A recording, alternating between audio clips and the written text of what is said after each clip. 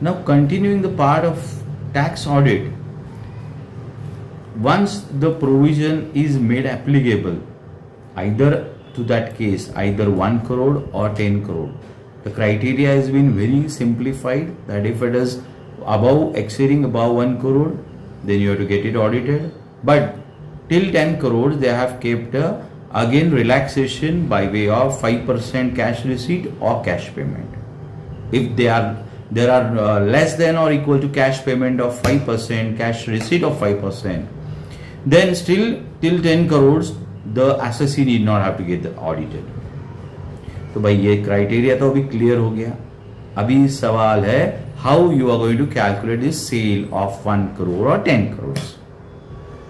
तो आपको ये ध्यान रखना है कि section 145 says about method of accounting.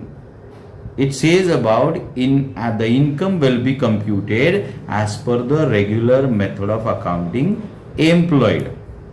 It may be cash basis or it may be accrual basis.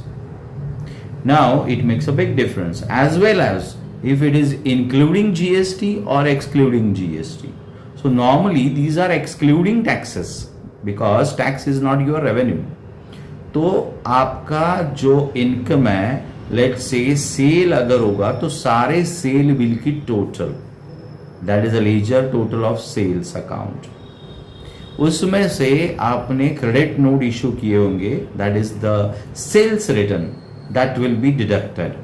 But of course you have to make sure, take in mind that the credit notes should be for genuine purpose. जैसे कि actual sales return है या कोई discount आपने turnover base पे दिया है या कोई डिफेक्ट है कोई गुड्स में, whatever in that case, that sales return or in the credit notes will be taken in consideration if they are genuine and as well as they are reflected in your GST return. We'll continue the point in the next video.